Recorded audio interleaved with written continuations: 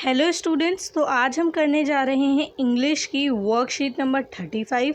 So class 10 सबसे पहले आप अपना नेम और क्लास टीचर नेम मेंशन करेंगे डेट के साथ अपनी वर्कशीट पे, और उसके बाद अपनी वर्कशीट स्टार्ट करेंगे। आज की वर्कशीट का टॉपिक क्या है? आज की वर्कशीट का टॉपिक है Nelson Mandela, class 10 chapter 2 English का। ओके, सो नेल्सन मंडेला जो हैं ये, इनके बारे में हमने लास्ट वर्कशीट में भी पढ़ा था। अब हम इनके बारे में जो चैप्टर है उसका सेकेंड पार्ट आगे पढ़ेंगे। चलिए शुरू करते हैं इसे पढ़ना। सबसे पहले क्या बोला गया है? सबसे पहले आपको बोला गया है कि Nelson Mandela has become south Africa's first black president after more than 3 centuries of white rule. Nelson Mandela south Africa के पहले फर्स्ट ब्लैक प्रेसिडेंट थे। कब? जब उन्होंने मतलब 3 centuries ऑफ वाइट रूल, जब 3 centuries बीत गई थी वाइट के रूल के बाद, तब वो पहली बार ब्लैक प्रेसिडेंट बने थे। Okay, mister Mandela's African National Congress ANC party won 252 of the 400 seats in the first democratic elections of South Africa's history. The inauguration ceremony took place in the Union Building, Aperture in Pretoria today. अब यहाँ पे क्या बोला गया है? यहाँ पे आपको बोला गया है कि जो नेल्सन मंडेला है, ठीक है, उनकी जो पार्टी थी, ठीक है, अफ्रीकन नेशनल कांग्रेस, उसने 252 सीट्स जीती थी 400 सीट्स में से, ठीक है, जिसके बाद वो पहली बार, ठीक है, first democratic election of south Africa's history, जो कि पहला डेमोक्रेटिक इलेक्शन माना गया था साउथ अफ्रीका की हिस्ट्री में। डेमोक्रेटिक इलेक्शन मतलब जहाँ पे सबने अपनी मर्ज़ी से वोट डाले थे और अपनी मर्ज़ी का जो क्या कहते हैं पार्टी, और जैसे अफ्रीकन नेशनल कांग्रेस जो है उसे चुन के और फिर वहाँ स्थापित किया था पहली बार। ओके, उसके बाद आपको कहा गया है कि तो इसका इनॉग्रेशन कहाँ हुआ था? इनॉग्रेशन हुआ था यूनियन बिल्डिंग के एम्फी थिएटर प्रिटोरिया में, ठीक है, जो कि आपने लास्ट वर्कशीट में भी पढ़ा था, ठीक है। Today attended by politicians and dignitaries from more than 140 countries around the world, ठीक है। तो यहाँ पे ये जो इनॉग्रेशन था, इसमें कौन कौन आए थे? इसमें पॉलिटिशियन और डिग्नेटरीज आए थे। एक तो 140 कंट्रीज़ के जो थे पॉलिटिशियन और डिग्नेटरीज आए थे उनसे मिलने, और ये इनॉग्रेशन जो है उसे अटेंड करने। Okay, never never never again will this beautiful land experience the oppression of one by another, ठीक है। तो ये बोला गया है यहाँ पे कि never never never again, इसका मतलब क्या है कि कभी भी नहीं और कभी भी नहीं, ठीक है। जो ऑपरेशन का मतलब होता है कि किसी एक व्यक्ति द्वारा किसी दूसरे व्यक्ति पे राज करना, ठीक है, मतलब एक तरीके से नियंत्रण करना, कंट्रोल करना, राज करना, ये सारी चीज़ें।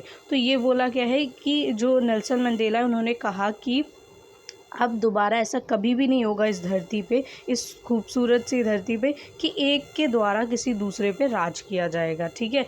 उन्होंने कहा कि never never again will this beautiful land experience the oppression of one by another, said Nelson Mandela in his address.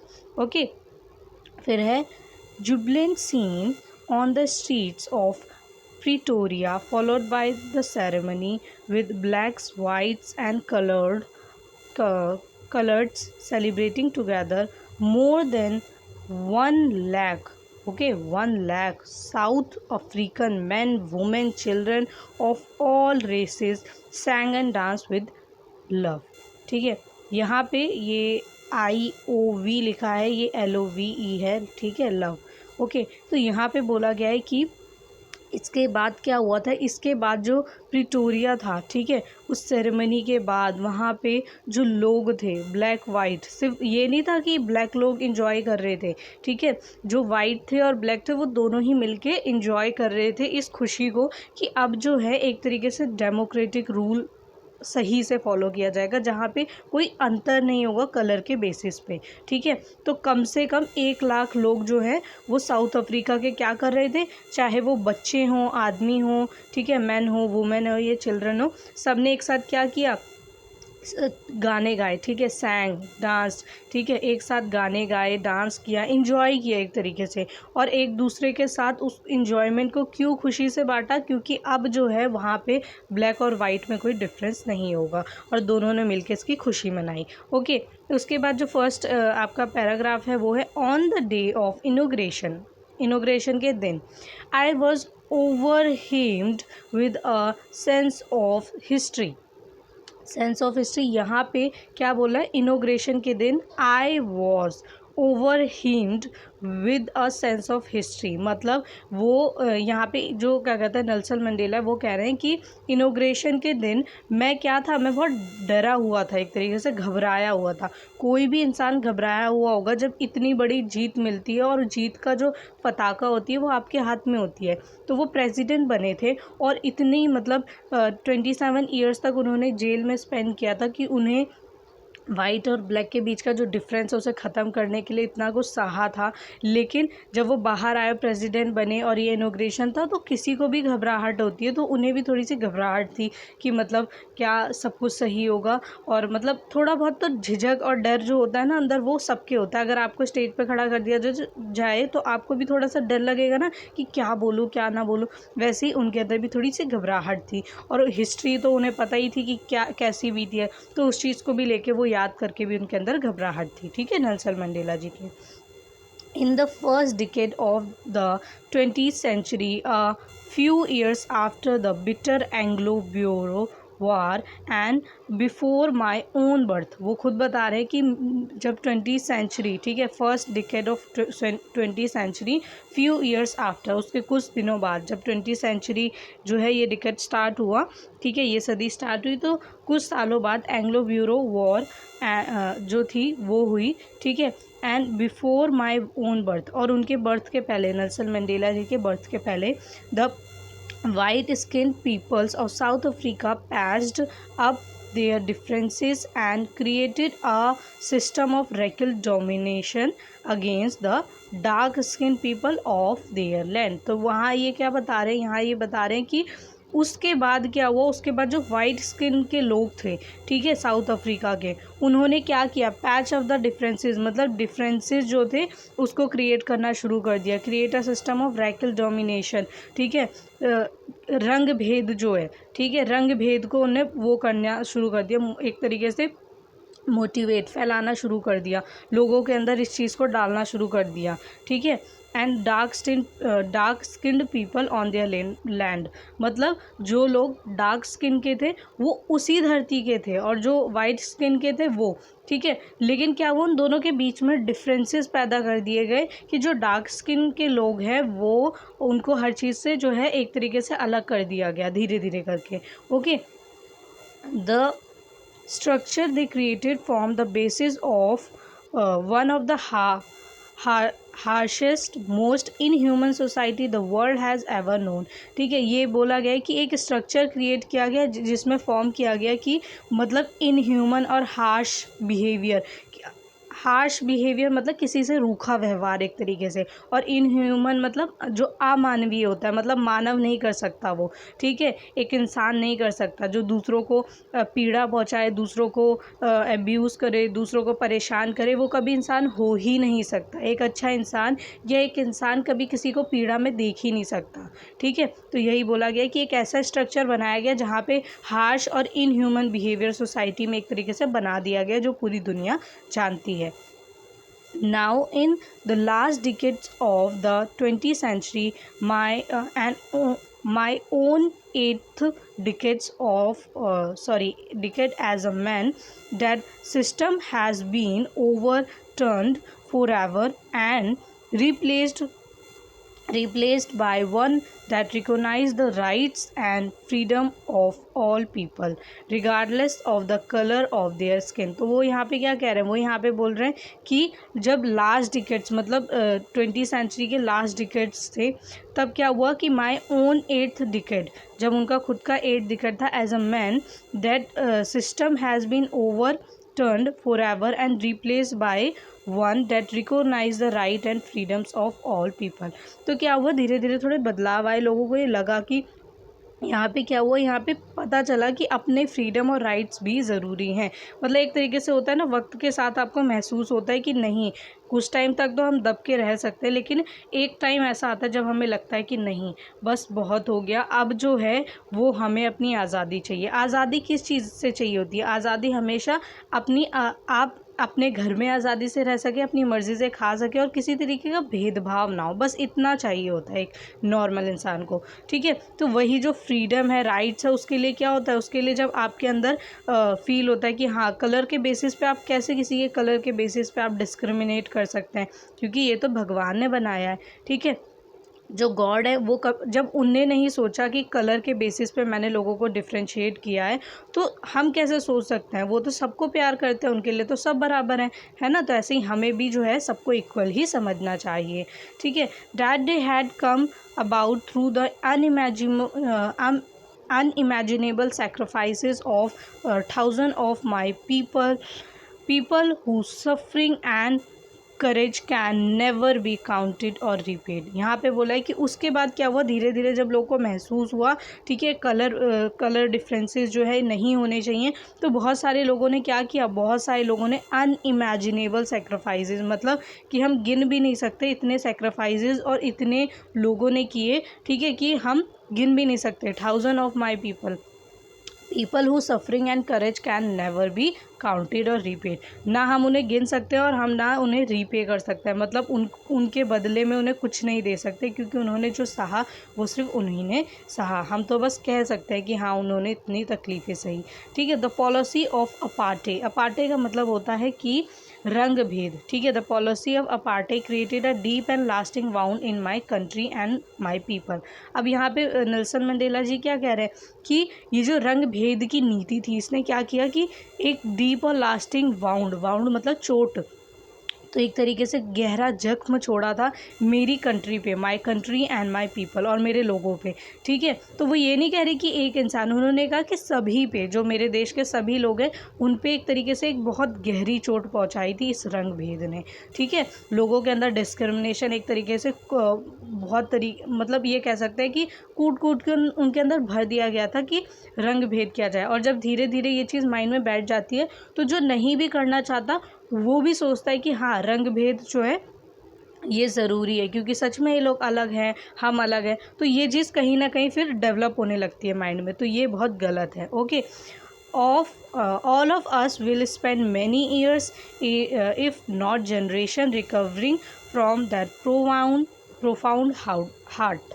ठीक है, तो यहाँ पे बोला गया है कि ऑल ऑफ अस, हम सभी ने, विल स्पेंड मैनी ईयर्स, बहुत सारे साल जो है ऐसे गुजारे, इफ़ नॉट जनरेशन, मतलब कि सिर्फ पीढ़ी दर पीढ़ी ही नहीं, बहुत सारे लोगों ने। ठीक है, कि आप देख सकते हैं कि जनरेशन्स ने जो है ये चीज़ देखी कि एक जनरेशन ने भी रंग भेद देखा, फिर उसके बाद दूसरी जनरेशन आई, उसने भी ये रंग भेद देखा। Recovering from that profound hurt. ठीक है, ये जो गहरा था, एक तरीके से जो गहरा दर्द था, ठीक है, इस चीज़ को जो है सबने देखा और झेला। But the decades of operation and brutally had another unintended effect, and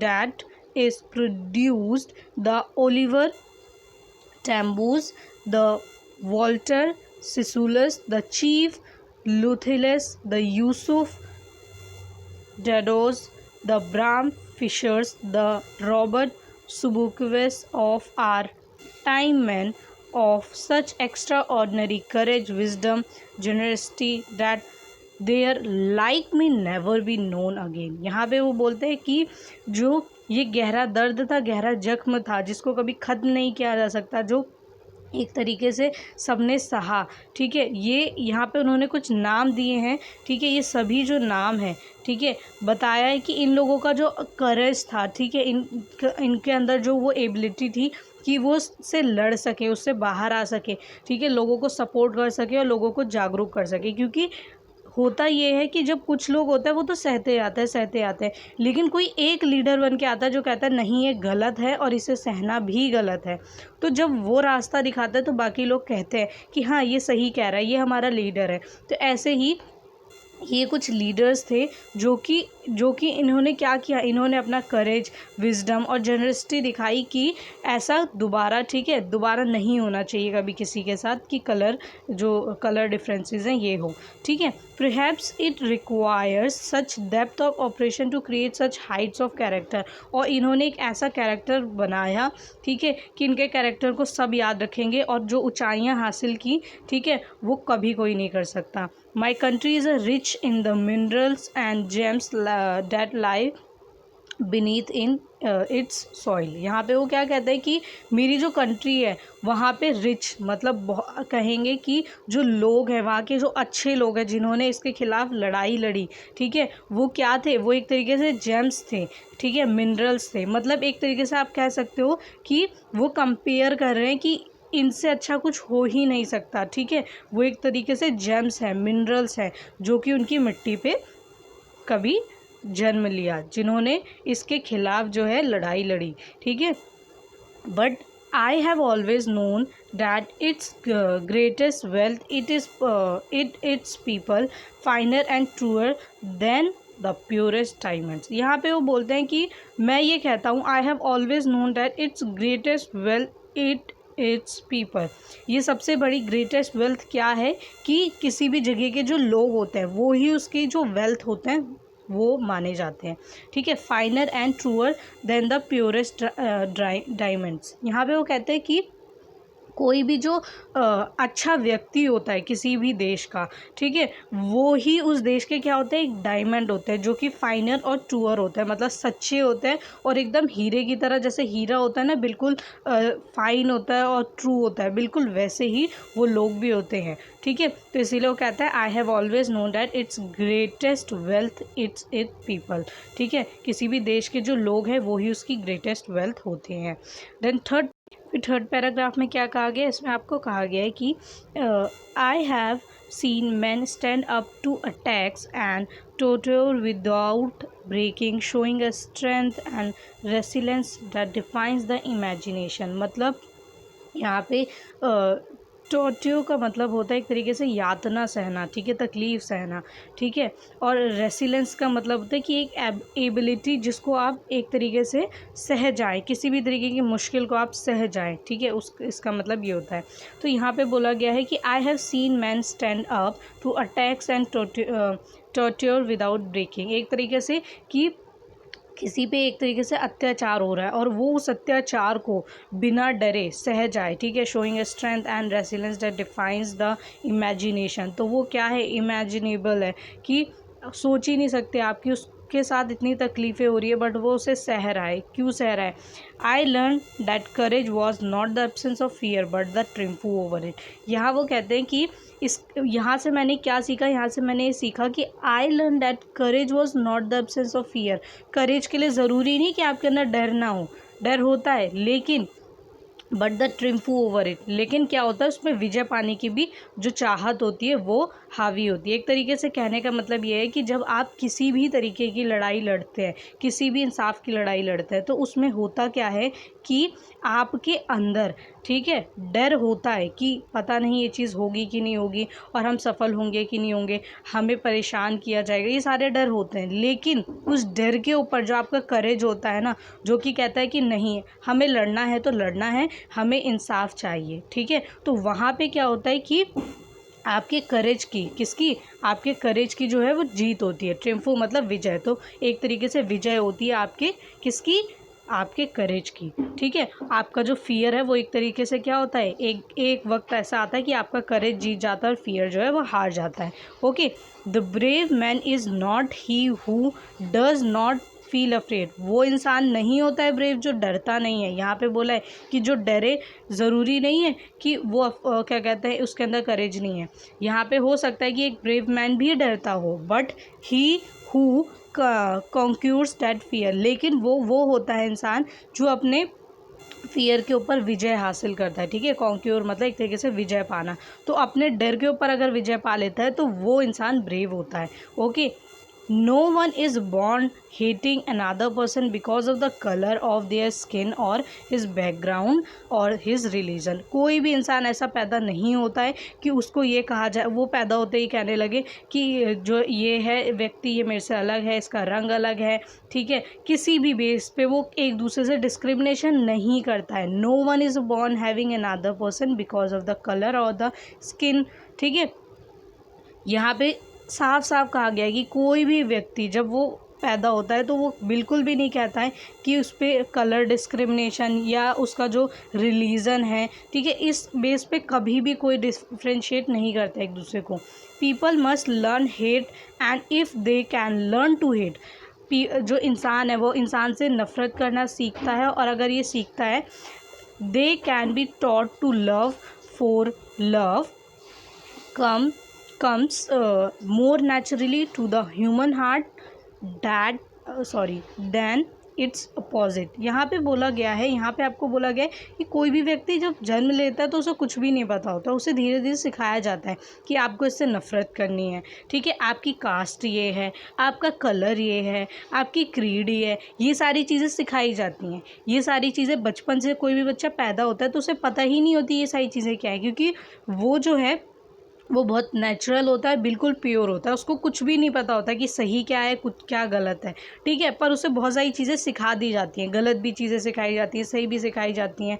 तो यहाँ पे यही बोला गया है, यहाँ पे बोला गया है कि अगर हम सिखाएंगे लव करना, ठीक है, हम ये सिखाएंगे कि एक इंसान दूसरे इंसान की जो है रिस्पेक्ट करे, दूसरे से प्यार करे, कोई नफ़रत भावना ना रखे, तो वो व्यक्ति हमेशा दूसरों से प्यार करेगा। लेकिन अगर आप उसे सिखाएंगे नफ़रत करना तो वो नफ़रत करना ही सीखेगा।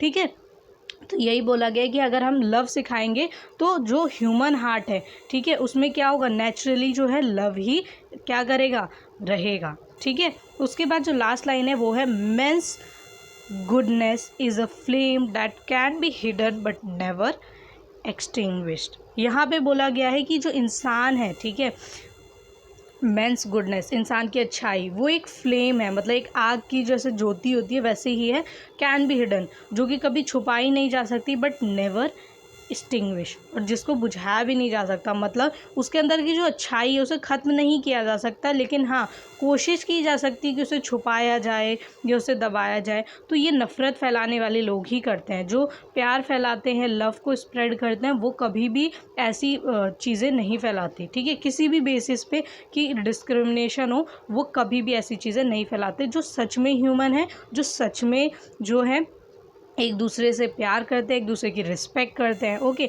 सो आज के जो क्वेश्चन आंसर हैं ये हम जो है स्लाइड पे क्वेश्चंस के साथ आंसर्स देख लेते हैं। तो आइए स्लाइड पे इन्हें पढ़ते हैं। तो जो हमारा पहला पार्ट है, पहले पार्ट में आपको क्वेश्चन आंसर्स दिए हैं। पहला क्वेश्चन क्या है, what happened after Anglo bureau war. Anglo bureau war के बाद क्या हुआ था। After Anglo-Boer War, the white people of South Africa erected a system of racial discrimination against the black people on their land.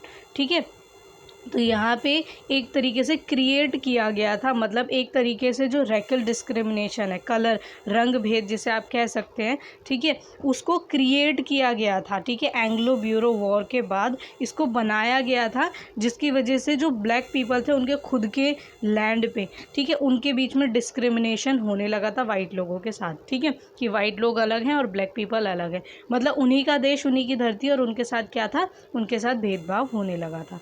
Okay, then second question is on what basis the structure of Mandela's new government created. जो Mandela की new government थी, ठीक है, उन्होंने क्या structure create किया था अपनी न्यू गवर्नमेंट के लिए, उनका जो स्ट्रक्चर था वो क्या था। आंसर है Mandela's government was created as the recognition of the rights and freedom of all peoples regardless of the colour of their skin. यहाँ पे मंडेला की जो गवर्नमेंट थी, ठीक है, वो क्रिएट कैसे की गई थी? वो क्रिएट की गई थी कि लोगों को रिकॉग्नाइज कैसे किया जाएगा, उनके राइट ऑफ फ्रीडम के बेसिस पे, उनको जो उनके अधिकार हैं और आज़ादी उसके बेसिस पे उनको क्या किया जाएगा? रिकॉग्नाइज़ किया जाएगा। उनके कलर बेसिस पे बिल्कुल भी उनको रिकॉग्नाइज़ नहीं किया जाएगा। मतलब रंग भेद पे कोई भी जो है एक तरीके से भेदभाव ना हो, इसके लिए जो जो फ्रीडम्स और राइट्स थे वो उनको उसके ऊपर उन्होंने काम किया था और वो बनाए गए थे। ठीक है, जो थर्ड क्वेश्चन है वो है what is the meaning of the phrase to patch up the differences. To patch up the differences का मीनिंग क्या है? ठीक है, आपको बताना है। तो आंसर है the meaning of the phrase to patch of the differences is to settle some dispute. ठीक है, इसका मतलब क्या होता है कि टू सेटल सम डिस्प्यूट, किसी भी तरीके का जो डिस्प्यूट है उसे सेटल किया जाए। ठीक है, to patch up the differences का मतलब ये होता है कि एक तरीके से किसी भी चीज़ को ठीक करना। ओके, किसी भी तरीके की प्रॉब्लम उसे ठीक करना। ओके, उसके बाद है question fourth, what did the policy of apartheid create. ठीक है, अपार्टे की कौन सी पॉलिसी थी जो क्रिएट की गई थी? अपार्टे मतलब जो कलर बेसिस पे पॉलिसी थी, डिफ्रेंशिएट किया जाता था, जिसे हम रंग भेद कहेंगे अपार्टे को। ठीक है, हिंदी में the policy of apartheid created a deep and lasting wound in the country and its people. ठीक है, तो ये पॉलिसी कैसी थी? What did the policy of apartheid create, उसने क्या क्रिएट किया था? उसने क्रिएट किया था कि लोगों में डीप और लास्टिंग वाउंड मतलब एक गहरी चोट जो थी वहाँ पे पहुँचाई थी, वहाँ के लोगों को और वहाँ की कंट्री। ठीक है, इन दोनों को एक बहुत गहरी चोट जो थी वो दी थी। उसके बाद जो फिफ्थ क्वेश्चन है वो है according to Mandela what is the greatest wealth. Mandela के अकॉर्डिंग ग्रेटेस्ट वेल्थ क्या है?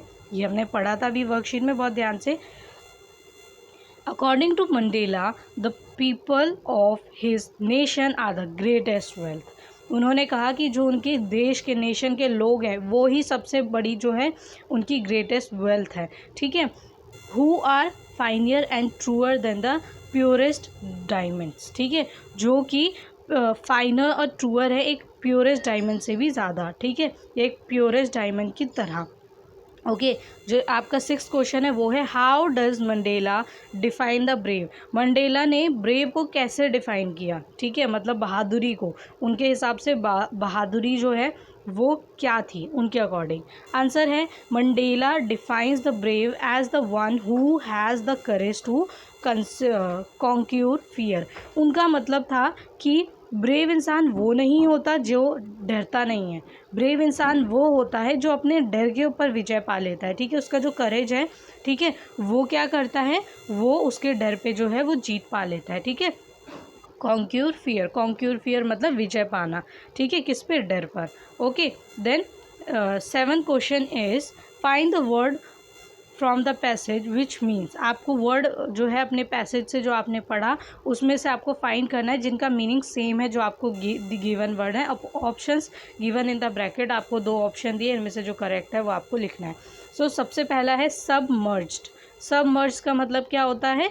और ओवर हेम्ड का मतलब क्या होता है? सबमर्ज्ड और ओवर हेम्ड का मतलब होता है कि एक तरीके से घबराना। ठीक है, घबराया हुआ, या एक तरीके से अपने अंदर जो है एक तरीके से डर होना। ठीक है, तो यहाँ पे अकॉर्डिंग टू पैसेज, ठीक है, इसका मीनिंग ये है। वरना ओवर हेम्ड का मतलब सेंटेंस के अकॉर्डिंग चेंज भी हो जाता है, एक ही वर्ड के दो तीन अलग अलग मीनिंग्स भी होते हैं। ओके, अगर आप इसे सर्च करें तो ज़्यादा अच्छा है, आपको और ज़्यादा जो है आपकी वोकैबुलरी अच्छी होगी। ठीक है, second word is victory. Victory तो सुन के ही आपको पता चल जाएगा कि जीत या विजय हासिल करना।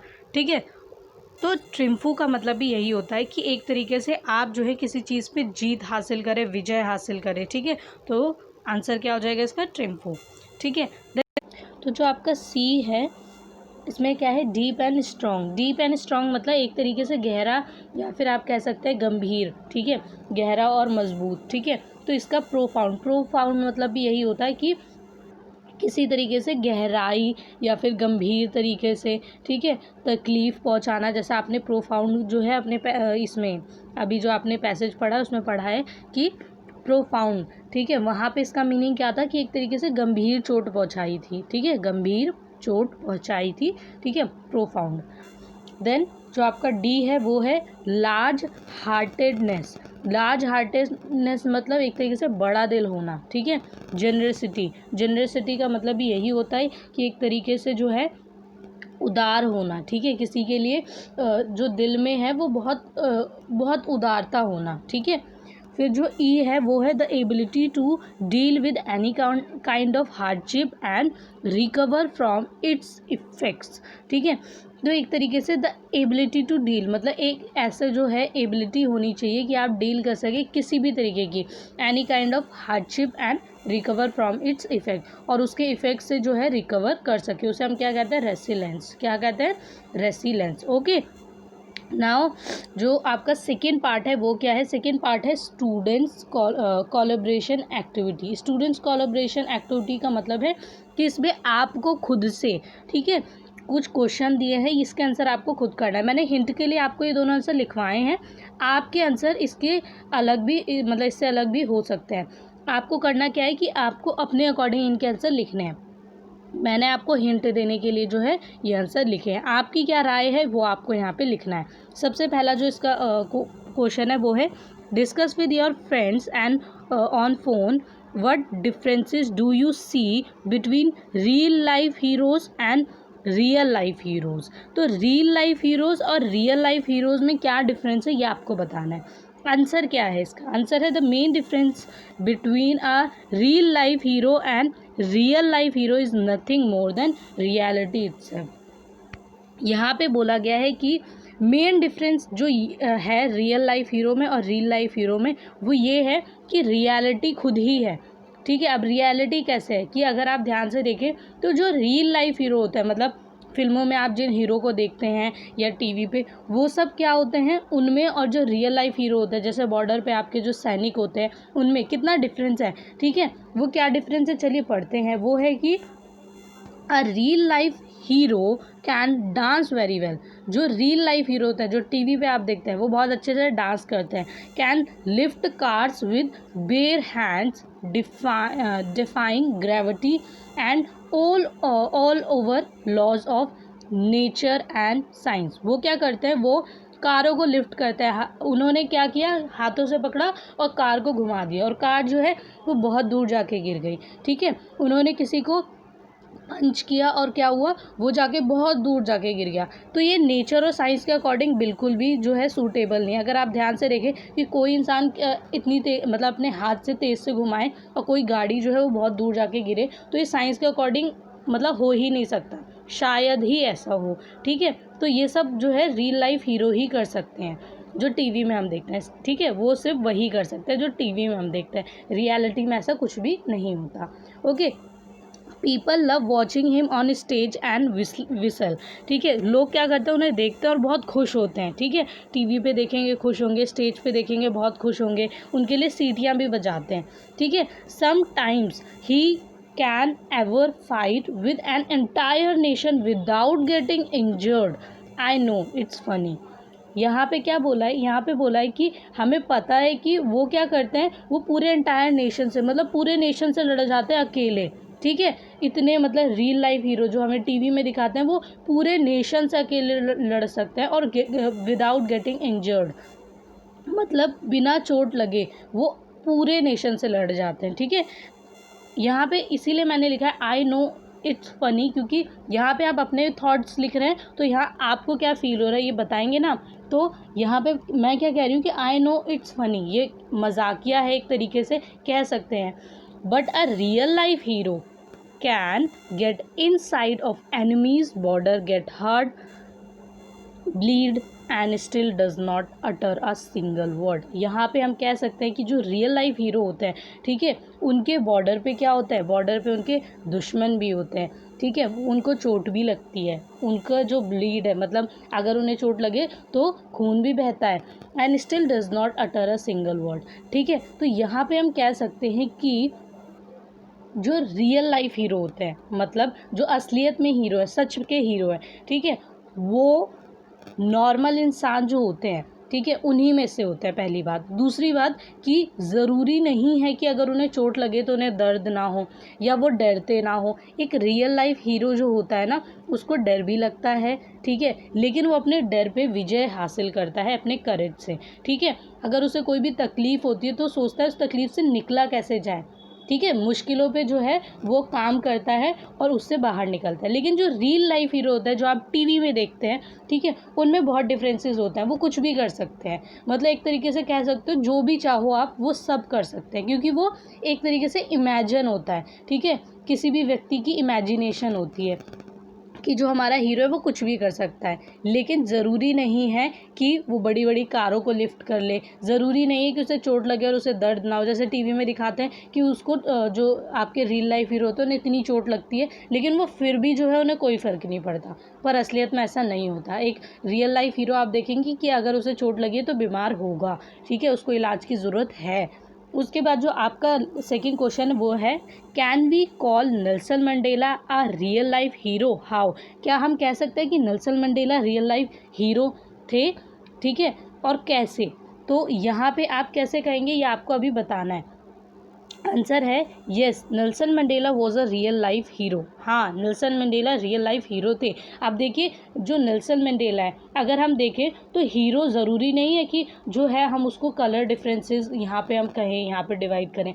नेल्सन मंडेला जी ने 27 ईयर्स जेल में बिताए थे, सिर्फ कलर डिफरेंसेस को क्या करने के लिए, ठीक करने के लिए, कि सबको बराबरी का हक मिले। और सिर्फ वो अकेले नहीं थे, उनके साथ बहुत सारे लोग थे।